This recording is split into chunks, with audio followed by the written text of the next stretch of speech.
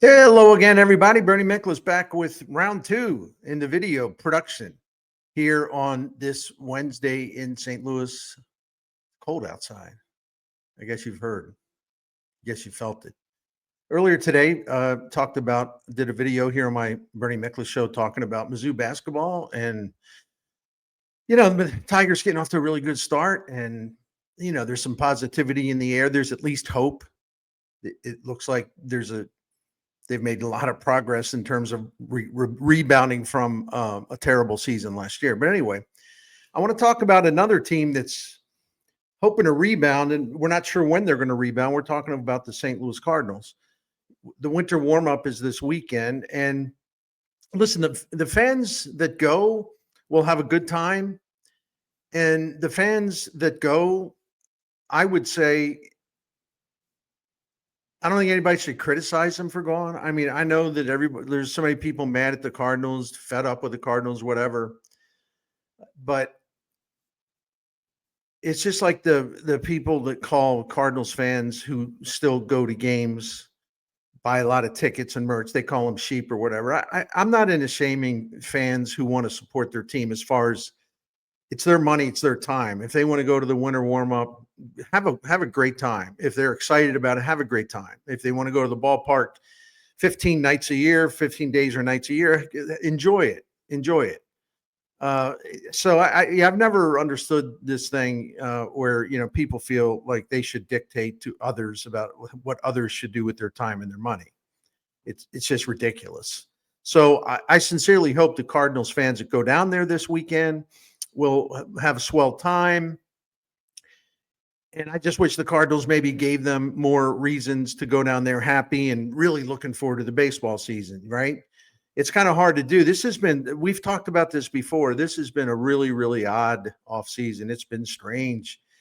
The Cardinals announced a reset right after the 2024 season, and I'm still not sure what exactly they're resetting. Listen, I know it's the youth movement. We're going to let the young guys play and on and on and on and on in 2025. And the most important work is going to be down below when they rebuild their minor league system and player development system. And they're bringing in some really smart people to coordinate all that. So that's progress. That's hope. I like it. I'm positive about that. But as far as a product on the field in 2025, I mean, it's hard to, rev up some excitement. Yet I still get notes from people, and again, I'm not criticizing them, but when we do the Gas House Gang on KMOX, for example, people talk about, can the Cardinals win the division? Can the Cardinals do this? Can the Cardinals do that? Only like all positive things, and I don't want to rain on somebody else's optimism, but the point is, it's like based on what they've done this offseason so far, and I don't think they're going to do much this offseason. They might sign a couple, 3 nominal free agents for depth, but they're not going to spend any money in a major way. So, since the end of last season, what they've been doing is subtracting players and payroll. Paul Goldschmidt is gone, Lance Lynn is gone, Kyle Gibson is gone, Andrew Kittredge is gone. They have they're trying to trade Nolan Arenado, more on that in a moment or two. But they've not spent any money. They're one of 6 teams in baseball not spent literally a dime in free agents, major league free agent expenditures. And they haven't added to the roster in trades. Like sometimes you make a trade, you get a young player back in return, somebody that projects to be in your lineup or your rotation for 2025. That hasn't happened. No free agent signed, no money spent, no trades made that bring someone in that can help you. No deals whatsoever to help you win more games than you did last year, which was 83.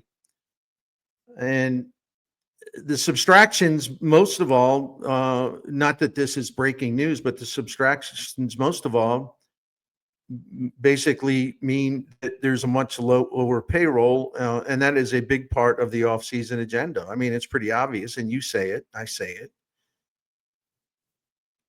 I think the Cardinals sort of hide behind the minor league player development renovation and bringing in all the new people to fix the player development system and get the Cardinals young prospects on more preparation, fully prepared, more capable of having success and avoiding, slips and slides and slumps that, take them off track in their career when they're young in their career at the major league level. I think the Cardinals hide behind that. You say that, I'm not telling you something you don't know, because if you just look at how much money that are off the books. Now, listen, there are about 4 or 5 places you can go for payroll information. And a lot of times I just go to the place where the easiest information is to be found and where I can just get a quick look at it. And, a lot of times it's contracts, sometimes it's Spot Rack. And Spot Rack in this case gave me a better look and a quicker look at where things stand payroll wise, like today, January 15th, compared to the end of last season. So this is going on we're using the luxury tax payroll because this is the one consistent thing I could find that made sense. Last season, the Cardinals spent over $200 million in the 40-man payroll, the competitive balanced luxury tax. They were about just under $208 million. But where they are right now is about $147 million. And that's a pretty big drop. You don't need me to tell you that. If I did my math right, and I'm already questioning that, being silly as always. Hold on a minute. You get to see me work my handy calculator. I just want to make sure I'm sure about this. I wrote something down and I'm like, is that right? Okay, I'll check. All right. 200, just under 208 million last year in the 40-man. Right now, where they sit on the 40-man is about 146.8 million. According to my calculations, that's $61 million lower than where they ended last year. Now, they will probably add some salary. And of course, they could also subtract a lot of Nolan Arenado's contract if they can trade him. And how much, we don't know. But that will drop again as far as the commitments for 2025. They are estimating the Cardinals to finish up at about 160 million on the 40-man competitive balance tax payroll. Now, if you have other information from other salary tracking sites, if the Cardinals themselves would hear me somehow and they say, well, that's not right. Okay, well, tell me what's right then. Again, I'm just doing the best I can here. And Spot Rack's been around a long time, tracking stuff for a long, long time.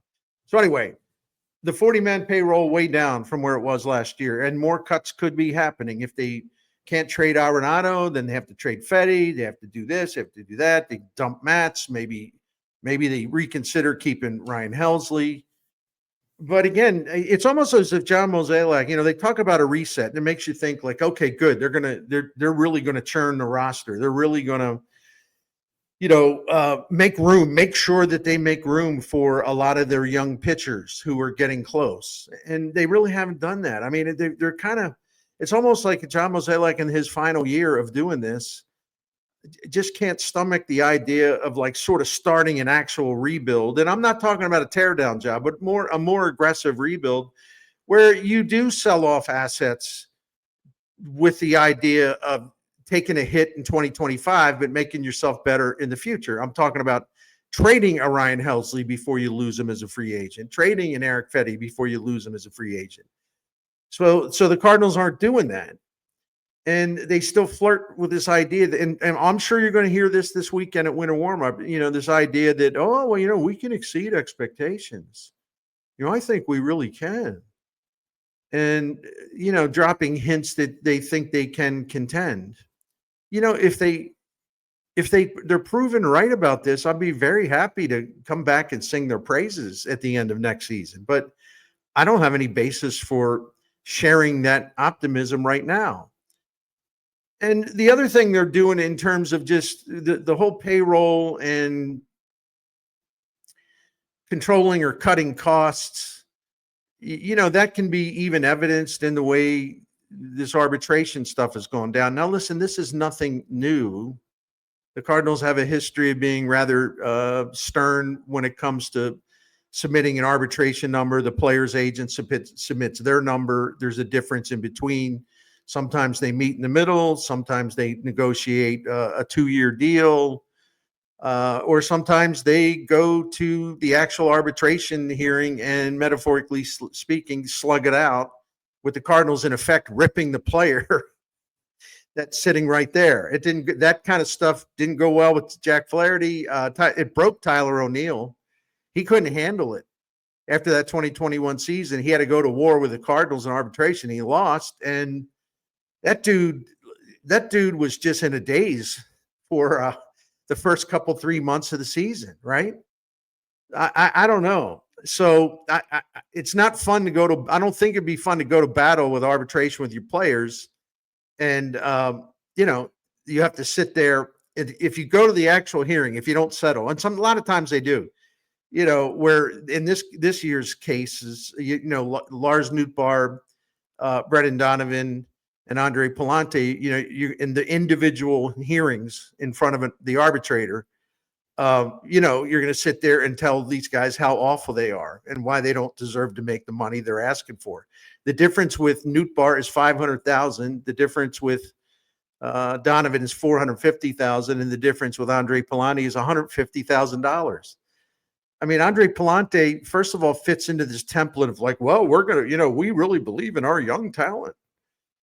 And not that he's a 21 or 22-year-old kid, but it's a relatively inexperienced major leaguer, but he's getting experience. And last year he moved into the rotation towards the end of May, and he had the best starting pitching ERA from that point to the end of the year. And so there's a chance they would take him to arbitration and beat him up. I find it hard to believe it's actually going to get to that point, but this is a strange offseason. And boy, do they seem determined to cut costs anywhere they can. And so when you hear about, well, we're excited about our young talent. We're really excited about our young talent.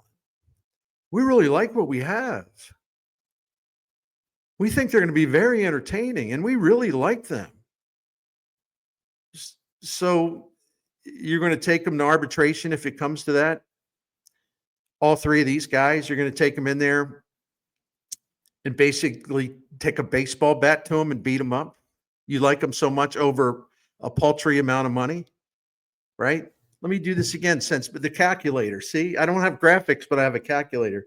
500, let me see, 500 plus 450 plus 150.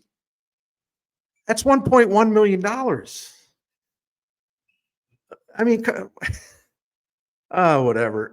So anyway,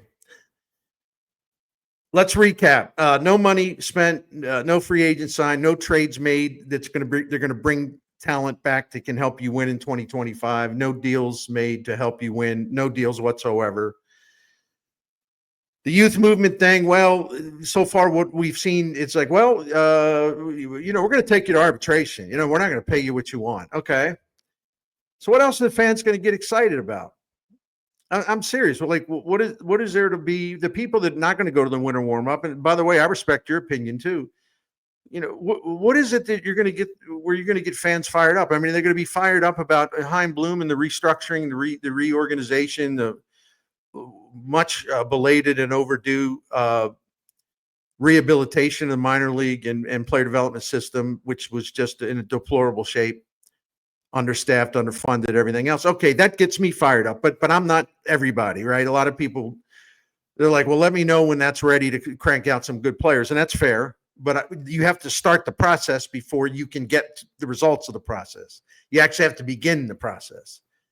So what else is there to get excited? Well, I'm going to tell you, and I'm going to tell you something here that actually is positive, okay? But it doesn't necessarily, it probably won't impact 2025, although it could, and I'll explain. So just hear me out.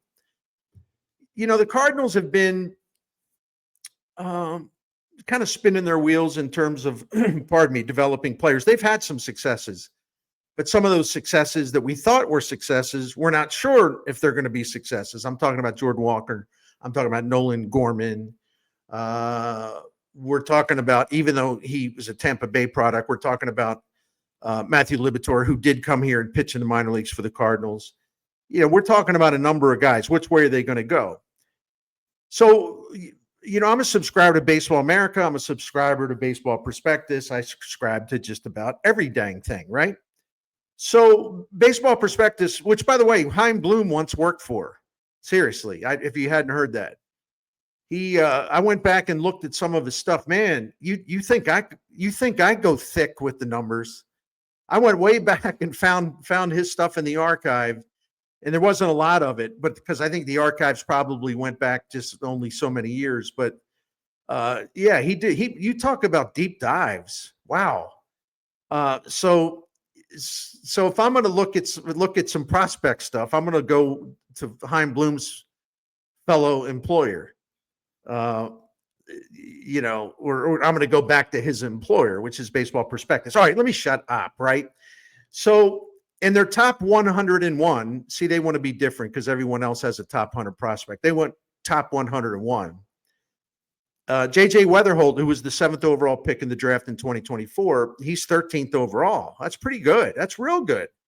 Considering he just played some A-ball last year, but he impressed all the scouts, impressed everybody else. He is a rising star in the prospect world. So they had JJ Weatherholt, number 13 overall prospect. They had Quinn Matthews, number 27, the left-handed pitcher, number 27 on their prospect list. Tink Hence, the right-handed pitcher, 38th. And then Jimmy Crooks, the catcher, number 88. So the Cardinals had 4 top 100 prospects. But the thing that's interesting about this, and I only looked at the division, because I think the division, you start close to home and then go from there. The interesting thing about it is that the Cardinals have 4 top 100 prospects, 101 prospects, Baseball Prospectus. So the Cardinals have 4, the Brewers have 4, the Cubs have 4, the Pirates have 3, and the Reds have 2. So the Cardinals are tied with their Midwest rivals, Milwaukee and Chicago, having the most players on that top 101 prospect list. The Cardinals have been kind of behind all those clubs for a while. Now at this snapshot in time, they've got more top 100 prospects than the Reds or the Pirates, and the same as the Brewers and the Cubs. But I think it goes a little deeper than that, and let me explain. This is easy stuff. The Cardinals have 3 of the top 38 prospects on that list of 101. Now, there'll be other years where you'd say, so what? Because I've said that. Well, so what? But in context of how other teams are doing in the National League Central, it's a little bigger than so what. For example, the Cardinals have the highest rated prospect in the division. That's JJ Weatherholt. The Cardinals have the highest rated position player prospect in the division. That would be JJ Weatherholt. They have the highest rated left-handed pitching prospect in the division. That would be Quinn Matthews. And they have the 3rd highest right-handed pitching prospect in the division. That would be Tink Hence. So if you look at it this way too, all right, I said Cardinals have 3 of the top 38 prospects, right? Let's look at the rest of the division. Milwaukee's got 1, Chicago's got 1, Cincinnati's got 1, and Pittsburgh's got 1. So the Cardinals have more higher level prospects than the other teams in the division. Listen, prospect stuff, you know how that is. I like to look at it. But I also know that things don't often turn out as expected. And that goes both ways, by the way. Sometimes the prospects in any given year, you see these lists, and then you go back and say, well, how did they do? Some of these guys turned out not nearly as good as the prospect rankings would have us believe they would, or sometimes guys who weren't rated very high turn out to be much better. But it's just a snapshot at one point in time. That's all it is. And in that measure, the Cardinals are looking better. They're looking pretty good.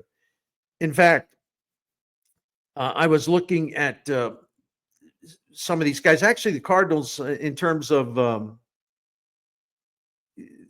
the Cardinals actually had like 2 of the top 27 prospects and 3 of the top 38. But anyway, let me get back to what I was going to say. There's some individual breakdowns, and I'm going to pivot off of one of these. So JJ Weatherholt, who is listed as a shortstop, although there's a lot of opinions that, of course, he's going to have to move when he gets to the big league. He's going to have to prepare to move because the Cardinals have a 22, soon to be 23-year-old shortstop that they like a lot. His name is Mason Wynn. They don't need a shortstop. So for whatever it's worth, because they categorize him as a shortstop, Baseball Prospectus has JJ Weatherholt as the 4th best shortstop prospect in the minors right now. I like this. They have Quinn Matthews as the number 1 left-handed pitching prospect in the minors. And they have Tink Hence as the 6th best right-handed pitching prospect in the minor leagues. Jimmy Crooks is interesting because I had no idea that we're seeing some kind of new golden era coming up for catchers in the major leagues, apparently. Because Jimmy Crooks, who's the number 88 prospect overall, I think if you're on the top 101 list, you're a good prospect. But he's 13th among catchers. That's how many highly rated prospects there are at the catcher position. Well, the Cardinals have 2 fairly young catchers on the big club right now in Ivan Herrera and Pedro Pajes. So, what's my pivot point? I maintain that Cardinals fans will be getting, I don't know when, and if I'm wrong, I'll be the first person to cut a video and say, me and a lot of other people, but no, it's me. I was wrong about JJ Weatherholt. Okay. Because you never know. But I think they're in time. I don't know when. I don't know when they'll bring him to the majors. And that's what I want to talk about here. And just give me another minute. But JJ Weatherholt, and I've said this before, he's not just an exciting offensive talent. He has got a persona about him. He is extremely confident. He knows that he's talented. He's one of those guys that goes to the plate. He's like, yeah, he doesn't care who the pitcher is. I'm going to beat you. He believes in himself, not in a way that is cocky or something that would undermine him where he gets complacent. No, man, he's hungry to hit. He's hungry to eat. You know, he's hungry to do damage. He's hungry to get better. He's hungry to work on everything. And he's got the kind of persona. The Cardinals, let's face it, they don't have a lot of exciting talent, right? This kid's got the persona, the demeanor, where he projects energy and confidence and cockiness, the good kind of cockiness, right? I've said this before, and people laugh at me because they don't understand the context. Weatherholt can be a Bryce Harper type personality on this team. Not saying he's going to have Harper's career. I'm talking about the personality where, you know, from the time he stepped in the major league batter's box for the first time until now, Bryce Harper, he's like, he steps in and you're like, oh, look at this guy strutting in. He kind of likes himself, don't he? And he's a guy that just kind of demands your attention. You know, he's just got that electricity about him. And I really believe JJ Weatherholt will be that kind of guy. Not predicting like how his career will end. The Cardinals don't have that kind of persona on their ball club. They don't have that Mr. Personality. Hey, I'm taking all of you on. You know, when he goes out to the diamond in the major leagues, afraid of nothing, afraid of nobody, right? The Cardinals' young guys are all kind of, Brendan Donovan's pretty confident, but we all know, man, the Cardinals' young hitters, and I'm talking about their young hitters, they're more kind of like, you know, as soon as something goes bad, it's like they're defeated. Your head down, right? That ain't going to be Weatherholt. Not going to be Weatherholt. Here's the problem. We've spent so much of this offseason talking about how, well, if they don't trade Arenado, and this is the biggest screw up of the offseason, they haven't moved him. We're less than a month from spring training opening, and they haven't moved him. We'll see if they can move him. But first of all, they're going to have to be willing to eat more money. And here we go again, because they're trying to save money. But even if you eat more of his contract than you want to, you're still going to save money. It's better to just get him off the books and to get him along his way. Because the reason is I'm holding you to your, well, this is all about rebuilding. Well, oh, that's right. We can't call that rebuilding. It's all about resetting with all of these young players. We really like these young position players. We really like what we have. That we think they're exciting and entertaining. Okay. We've spent so much time talking about how they want to free up third base to put Nolan Gorman there at his natural position. And I'm curious to see how Nolan Gorman will play well there. His defensive reviews in the minors were fine. How well he'll play there, he'll probably be more comfortable there than he is at second base. But if they can't get rid of Arenado, Gorman's going to have to stay at third unless the Cardinals actually have the guts to say to Arenado, well, it's okay. Well, you're staying, but we're probably going to start you about 100 times. Just telling you up in front. That ain't going to go over too well. And then you're going to have this big controversy. So we've been talking about, well, geez, if they don't move Arenado, the fallout includes several things. Gorman's going to have to go back to second base. Thomas Sajaci might not make the club coming out of spring training. He certainly would not get as much playing time because, when you have Arenado and you're talking about 550, 600 or more plate appearances at third base, that takes up a lot of plate appearances that you could be sprinkling around. You could be spreading around. So the fallout would be Gorman back to second. Oh, well, but, Brendan Donovan's probably going to play a lot more left field, move around a little more. If you play him in left field, then what does that mean? Unless you're willing to play Lars Nootbaar in center, because they're committed to playing Walker in right. And they're obsessed with Michael Ciani's outfield defense. And to me, it's obvious they're not going to give Victor Scott a full chance to make the club coming out of spring training. So you might have to move some things around that you didn't want to do in the outfield. And then the other fallout, of course, if you keep Arenado, with their absolute obsession with trimming costs, they're going to have to find cuts elsewhere, which could be Eric Fetty, $7.5 million starting pitcher. That's what he's due next year. It could be Ryan Helsley. If they decide, well, we have no choice. They're going to have to find someone to take Steven Matz, even if they have to eat half the money, because the bottom line, it's still saving money. If you're paying $6.5 million or $6 million of the 12.5, it's a net savings. And you also open up a spot in your rotation for Quinn Matthews or Michael McGreevy or Tink Hentz coming down the road, or maybe a couple of other people. You never know when there's a surprise, someone's zooming through the minor leagues. And I know what some of you saying, and it's not that I disagree with you, but let me remind you, saying, well, they need to trade Michaelis and get rid of that salary. Well, yeah, but he has a no trade, and other teams see Miles Michaelis' stuff too, right? So, in the last 2 years, he's got the third worst starting pitching ERA in the majors, and he's got one of the 2 or 3 lowest strikeout rates and 2 or 3 lowest swing and miss rates, and a lot of balls in play. He doesn't miss bats. So, see, those teams see that, and they know, well, he'll give you 200 innings, but and that there's value in innings, but if a lot of those innings are basically batting practice, who wants to take on that contract? In other words, I'm just saying we got to be realistic about this. And then you look, most of you know that. So here's the extension of the Arenado problem. I'm not going to review it again. All right, if he is the third baseman and they can't move him at the deadline, and he's back, let's say in 2026. And you go through this whole thing all over again. If I'm not saying it will happen. Weatherholt's going to be on a fast track to the majors.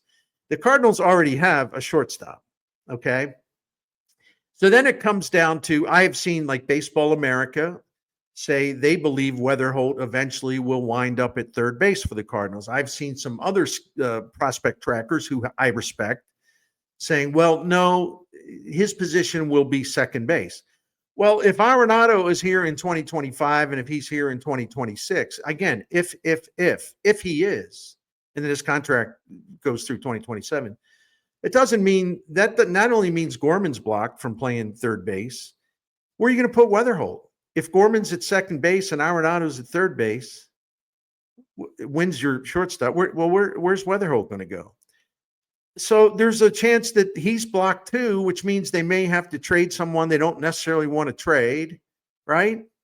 And I know a lot of you would trade Gorman right now, and you would trade him, for a can of pork and beans. Little too soon for that, my friends, because I think a lot of y'all saying that. I got to tease you now. A lot of y'all saying, "Well, I trade him now." Okay, and you know what? He goes somewhere else and hits 38 bombs. I I said they were crazy to trade him. We love to take a mallet to the Cardinals and beat them on the head when they trade someone and they do better elsewhere. Oh my goodness, get out the cudgel, get out the mallet, get out the hammer, get out the tongs. Time to beat on John Mozeliak some more, right?